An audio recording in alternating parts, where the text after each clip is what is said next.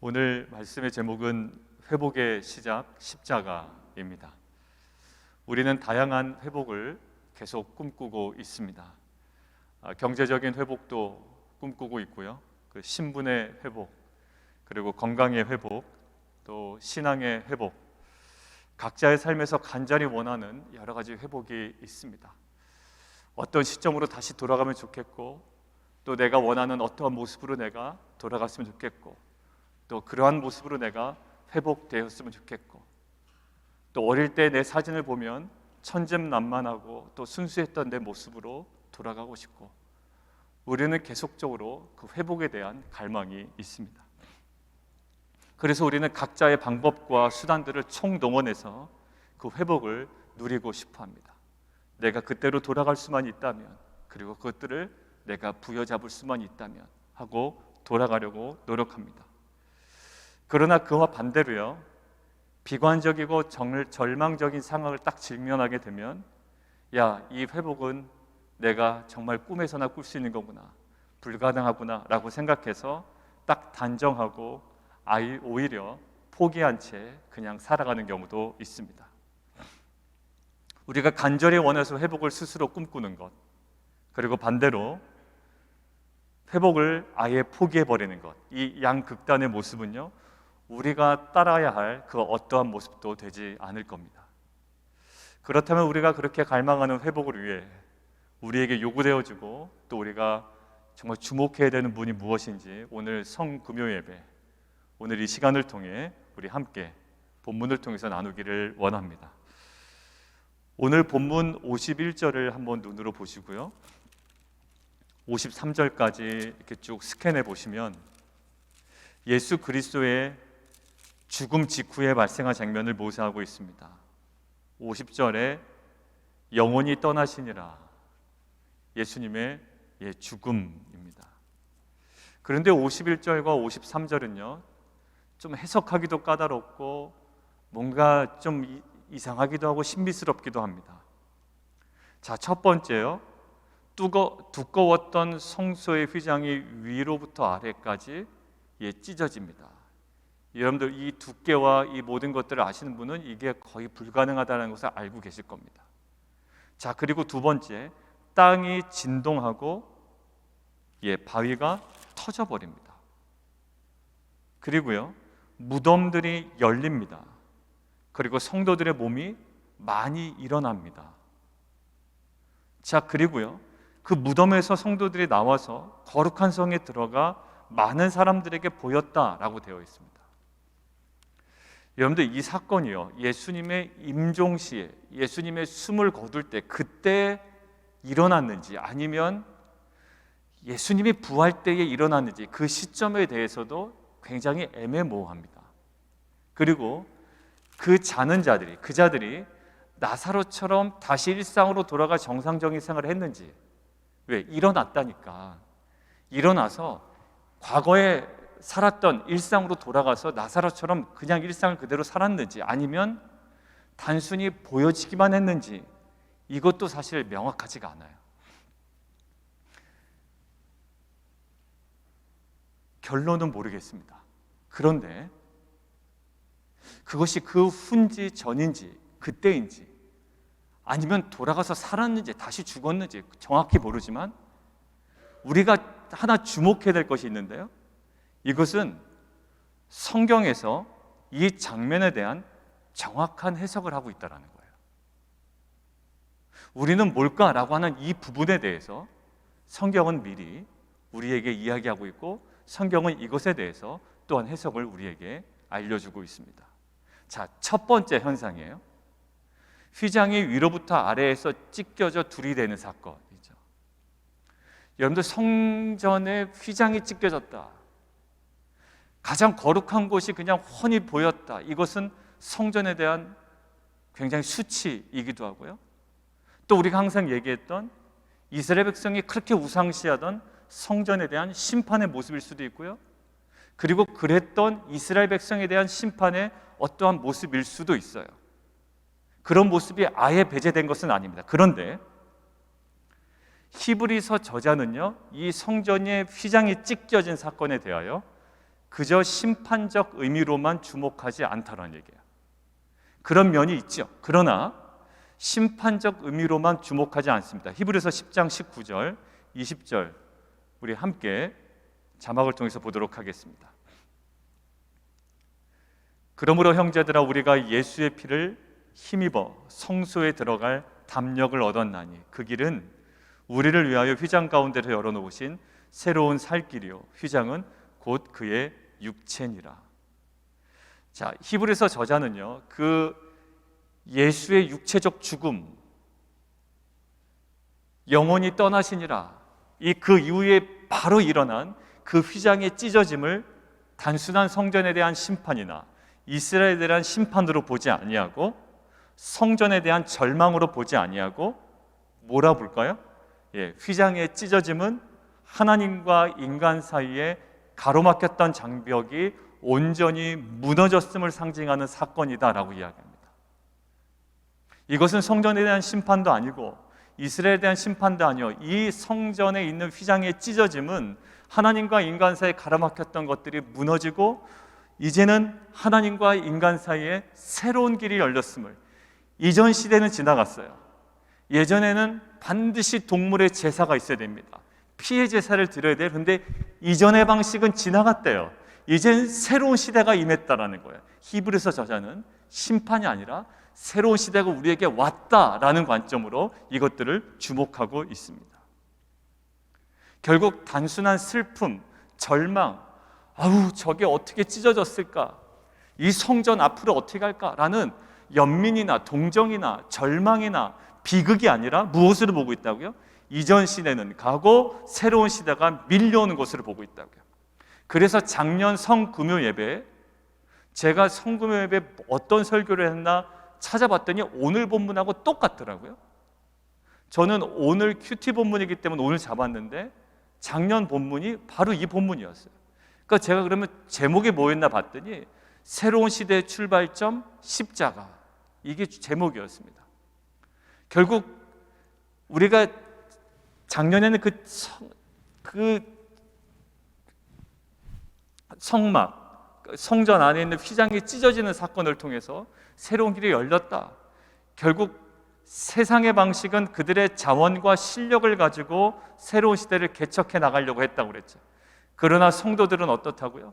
성도들은 오직 십자가의 죽음으로 어둠의 시대는 끊어지는 것들을 경험하고, 그리고 미래의 은혜의 시대가 밀려오는 진정한 새로움을 경험하는 것이 이 신자의 방식이라고 그랬습니다. 자, 실은 출애굽기가 그랬습니다. 출애굽기는요, 애굽에서 44년간 노예로 지내던 이스라엘 민족에게 새로운 시대가 열리게 된 결정적인 계기가 있었습니다. 그들은 그냥 우연히 노예에서 탈출한 게 아니고요, 그럼 어찌 하다 보니까 노예에서 벗어난 게 아닙니다. 그렇다고 해서 그들은 어떤 단결된 집단 행동을 벌인 것도 아니고요, 그리고 그들은 조직적인 독립운동도 벌인 것들이 아니에요. 그럼 어떻게 이들이 새로운 시대를 맞이하게 됐을까? 결국 그들의 새로운 시대는요, 오직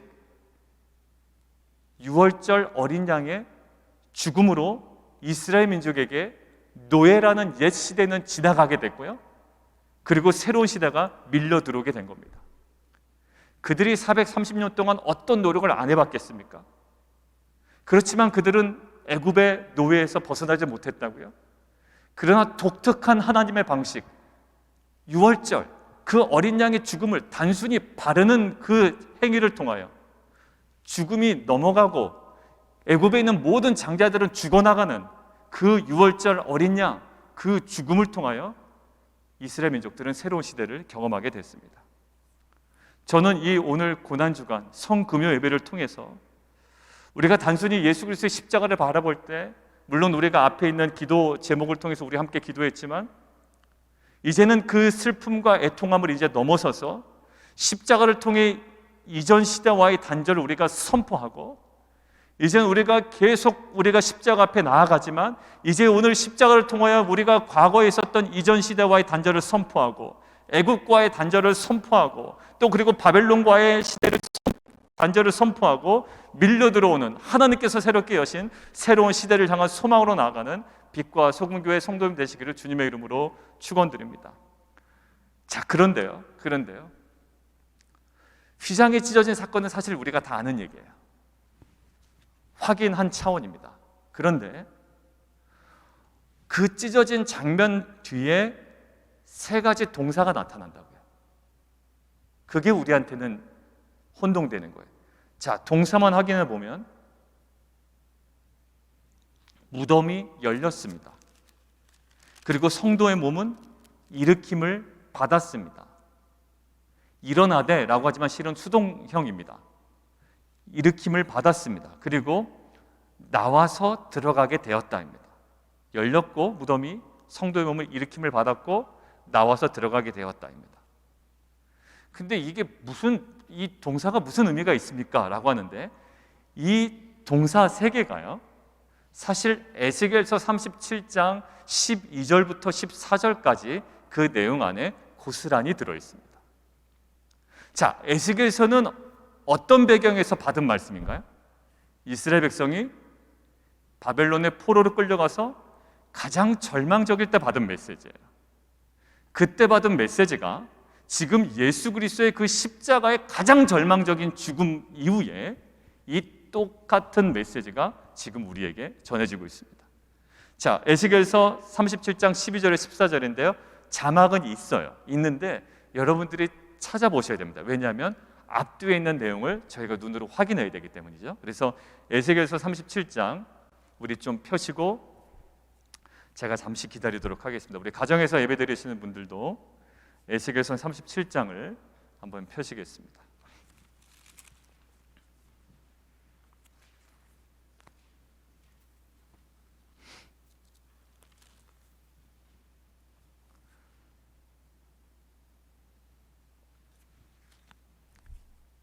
자, 에스겔서 37장 12절에서 14절을 자막을 통해서든지 성경을 통해서든지 함께 보도록 하겠습니다. 제가 읽겠습니다. 그러므로 너는 대언하여 그들에게 이르기를 주 여호와께서 이같이 말씀하시길 내 백성들아 내가 너희 무덤을 열고, 거기 동그라미 치시죠? 예, 무덤을 열고, 그리고 너희로 거기서 나오게 하고 거기 동그라미 치시죠? 나오게 하고. 이 동사가요, 이 뜻이 일으키다라는 동사입니다. 그러니까 나오게 했다라는 게 지금 오늘 신약 마태복음에서 읽었던 일으킴을 받았다, 그거의 능동형 동사 일으키다라는 단어예요. 자, 그 다음에 이스라엘 땅으로 들어가게 하리라. 거기 동그라미 치죠? 들어가게 하리라. 무덤을 열고 일으키고 나오게 하고 그 다음에 들어가게 하리라. 그 다음에 계속 쭉 읽습니다. 내 백성들아 내가 너희 무덤을 열고 너희로 거기에 나오게 한즉 너희는 내가 여호와인 줄을 알리라. 내가 또 내 영을 너희 속에 두어 너희가 살아나게 하고 내가 또 너희를 너희 고국 땅에 두리니 나 여호와가 이 일을 말하고 이룬 줄을 너희가 알리라. 여호와의 말씀이니라. 자, 방금 우리가 읽은 말씀의 배경을 한번 살펴보겠습니다. 자, 에스겔서 37장의 배경이에요. 자, 눈으로 이제 보실 때가 됐습니다. 그래서 성경 접힌 거 1절 2절 한번 보시죠. 딱 읽으니까 우리가 아는 내용입니다. 37장이요. 그렇죠? 예. 고개를 끄덕이게.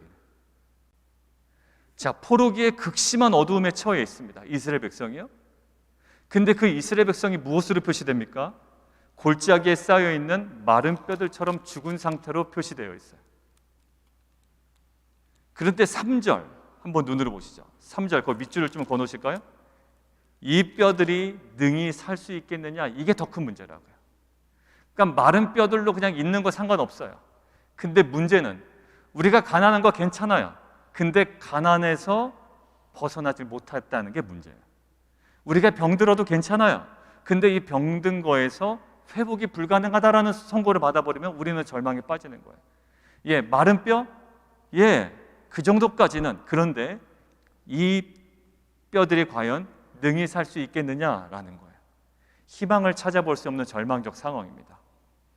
결국 아까 말씀드린 것처럼 이 말씀은 이스라엘 역사상 가장 절망적이었던 바벨론 포로기라는 암흑기에 받은 말씀입니다. 언제요? 가장 고통 가운데 신음할 때, 우리 어떤 관계가 다 무너져 내리고 가정의 어려움과 나의 삶의 기반이 와르르 다 무너졌을 때, 가장 암흑기에 정말 붙잡을 만한 것들이 다 내 손에서 빠져나가고 모든 상실밖에 내 안에 남지 않았을 때, 그때 민족에게 주셨던 말씀이에요. 근데 희망적이지 않아요. 그런데 그때 7절부터 10절 한번 보시죠. 읽지는 않을 겁니다. 눈으로 한번 보세요. 눈으로 보시면서 이제 제 이야기를 들으시면 좀 같이 싱크가 맞을 것 같습니다. 자, 뭐라고 되어 있냐면 여호와께서 말씀으로 그들을 살리신다라는 거예요. 뭐로요? 말씀으로 살리시고 뼈와 뼈들을 서로 연결시키고 거기에 살을 붙이시고 그리고 거기다 생기를 주시고, 그래서 어떻게 한다는 거예요? 큰 군대로 일으키시겠다라는 회복의 비전을 봅니다. 누가요? 에스겔서가요. 에스겔이요. 자, 더 이상 소망 없고 다 멸절되었다고 생각하는 극심한 절망적 상황에서 내 인생 끝났고 우리 자녀의 인생도 이렇게 하다가 그냥 갈 것 같아요. 더 이상 뭐 이 땅에서 소망이라는 건 찾아볼 수 없는 상황인 것 같아요. 다 산산조각 깨지고 바닥입니다. 그런데 거기서 그 가장 극심한 절망적 상황에서 하나님, 여호와 하나님께서 그들을 살리고자 말씀하신 것이 바로 뭐였어요? 바로 오늘 방금 제가 읽은 12절, 13절이었습니다. 내가 무덤을 열고 내가 너희를 일으키고 내가 너희를 어디로? 그 땅으로 들어가게 하리라라는 거예요. 지금 포로로 끌려가 있습니다. 언감생신 어딜 들어가요? 지금 무덤의 속에 있는 자가, 근데 무덤을 열고 일으키고 내가 거기서 들어가게 하리라라는 거예요. 그리고 이어서 31장을 보면 내가 내 영을 너희 속에 두어 너희를 살아나게 하겠다라는 거예요. 여러분들, 이거는요 극심한 절망 가운데 들으면 이게 정말 꿈인가 생신가 하는 얘기입니다. 우리는 너무나도 당연한 거죠. 에스겔서 37장 그럼 너무나도 당연한 거지만 여러분들 보십시오. 뭐 하나 가정의 가장 큰 문제, 중요한 문제 하나 툭 터져도요, 우리의 모든 생각의 기반과 우리의 사고는 정지가 돼버려요. 그 문제에 완전 사로잡혀 버립니다. 저희 자녀들이 그러더군요. 아빠가 그렇게 해도 어떤 문제가 닥치니까 허둥지둥 되는 거예요. 제가 급한 거예요. 그러니까 급하니까 또 성질도 부리고, 그러니까 뭐 하나님의 은혜 십자가 얘기하지만 사실 어떤 경제적인 문제, 무슨 문제 딱 닥치되면 예민해지고 그것이 저한테 가장 큰 우선순위를 크게 다가와 버린 거예요. 한순간에 무너져 내리는 거예요. 자, 그런데 뭐라고요? 영을 너희 속에 두어 너희를 살아나게 하고 너희를 고국 땅에 두겠다라는 거예요.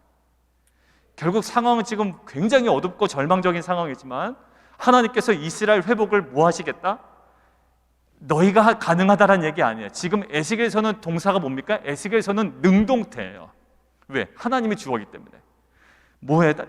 하나님께서 이스라엘 회복을 반드시 이루고야 말겠다는 강한 의지적 표현이 지금 에스겔서 37장에 있는 겁니다. 더 흥미로운 거는요, 더 흥미로운 건 이러한 회복의 비전을 성취한 누구를 봐요? 에스겔이 다윗을 봅니다. 눈으로 한번 보시죠. 37장 24절이에요. 37장 24절에 거기 갑자기 내종 다윗이 나옵니다. 다윗 시대는 벌써 지나갔잖아요, 에스겔에서는. 근데 갑자기 다윗 스토리가 나와요. 자, 24절부터 25절은 함께 읽겠습니다. 시작. 내종 다윗이 그들의 왕이 되리니, 거기 동그라미 치시죠. 그들의 왕이 되리니. 계속 읽습니다. 그들 모두에게 한 목자가 있을 것이라. 누군가요? 예수 그리스도예요. 그들이 내 규례를 준수하고 내 율례를 지켜 행하며 내가 내 종 야곱에게 준 땅, 곧 그의 조상들이 거주하던 땅에 그들이 거주하되 그들과 그들의 자자손손이 영원히 거기에 거주할 것이요 내 종 다윗이 영원히 그들의 왕이 되리라. 거기 동그라미요. 내 종 다윗이 영원히 그들의 왕이 되리라. 밑줄 그냥 쫙 그어놓으시죠. 처음에 다윗이 그들의 왕이 되리니, 맨 마지막 내 종 다윗이 영원히 그들의 왕이 되리라. 다윗이 누구예요? 바로 다윗의 자손으로 오신 예수 그리스도죠. 1차적으로는 이스라엘 민족의 회복입니다. 그러나 이것들은 궁극적으로 예수 그리스도의 그 십자가의 죽음과 예수님을 통하여 성취될 비전이기도 하고요, 이것은 마지막 때에 이루어질 궁극적인 약속의 성취이기도 합니다. 자, 다윗은요, 다윗의 자손으로 오시는 메시아 예수 그리스도예요. 결국 에스겔은 1차적으로 바벨론의 포로라는 암흑기에서 이스라엘 백성의 회복을 보았습니다.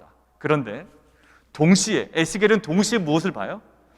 예수 그리스도를 통한 하나님 나라의 백성의 회복, 그리고 새로운 시작 시대 교회의 회복, 마지막 시대의 그 하나님 나라의 완성의 그 회복을 지금 보고 있는 거예요. 자, 그런데 에스겔이 지금 37장에서 지금 주목했던 이 회복이 있잖아요. 에스겔이 주목했던 이 회복이 신약 성경 어디에서 지금 성취되고 있다고요? 오늘 읽은 마태복음 27장 51절부터 53절에 정확하게 성취되고 있다고요. 왜? 세 개의 동사, 무덤이 열리고 일으켜지고 백성들이 들어가고, 이 동사를 통해 정확하게 어디서요? 바로 세상적으로는 가장 저주스러웠던, 세상적으로는 가장 절망이었던 그 예수 그리스도의 십자가의 그 지점에서 죽음으로 성취되고 있다는 거예요. 어제 큐티 본문을 보면, 자, 에스겔서의 이 말씀이 가장 저주스러웠던 십자가에서 성취되고 있죠. 가장 그 당시에 그들에게는 절망적이었던 바벨론 포로에서 이 말씀이 선포되고, 가장 큰 절망이었던 십자가에서 이 말씀이 선포돼요. 그리고 성취돼요. 그런데 어제 큐티 본문 보면 예수님에게 그래서 강한 도전이 임한 거예요. 그리고 우리에게도 강한 도전이 계속 임합니다. 십자가에서 내려오면 내가 믿어줄게 라는 거예요. 이게 어느덧 십자가가요, 갑자기 확 부담스럽게 느껴지고 십자가가 매력적이지 않게 보입니다. 원래 세상은 그랬는데 저희 안에도 이제 살 만큼 살았고, 신앙생활 할 만큼 했고, 알 만큼 알고, 성경 모르는 것도 없고, 십자가도 알겠고, 십자가에서 내려오면 믿겠다라는 유혹을 많이 받아요. 그러나 예수님께서는요, 그 마지막 순간에 십자가에서 그래 당당하게 내려오는 방식이 아니라 말씀대로 철저하게 저주스럽게 십자가에 달리심으로 에스겔이 주목했던 그 회복을 그 십자가 상에서 이루셨던 거예요. 여러분들, 우리가 가다가 자꾸 이렇게 뭐가 안 된다라는 느낌이 있어요, 영적으로. 여러분들, 그거는요, 돈으로도 해결이 안 되는 거예요. 저분은 이렇게 가는데 나는 왜 안 가지? 라고 할 때 결국 어딜까요? 십자가 통과가 안 돼요. 실은 목회도 마찬가지인 것 같습니다. 저의 목회도 결국 제가 정확하게 십자가를 통과하지 않으면 그 모든 것들은 허상이 될 거예요. 그 어떤 설교의 내용이 십자가라는 얘기가 아니라 저의 삶 전체와 목회 활동이, 또 목회 사역 자체가 십자가를 통과하지 않으면 안 될 거예요. 왜? 십자가로만 가능하기 때문에. 여러분들의 직장과 여러분들의 사업도 마찬가지일 거예요. 그냥 이렇게 하면 되겠지라는 게 있어요. 유혹이 있어요. 재기발랄하게, 아주 그냥 감각적으로 이렇게 하면 되겠지라는 유혹이 있습니다. 여러분들, 제가 목회를 이렇게 하면 되겠지라고 이렇게 출상받게 한다면 얼마나 여러분들 보기 안 좋겠습니까? 어떻게 목회를 저렇게 해? 이렇게 하면 되겠지. 이렇게 하면 성도들 기분 좋아하겠지. 이렇게 하면 인정해 주겠지. 여러분들, 그게 정도는 아니잖아요. 제가 가진 돈을 자랑한다고 여러분들 제 목회를 인정하시겠습니까? 제가 어디 가서 학위를 따온다고 여러분들 목회를 인정하시겠어요?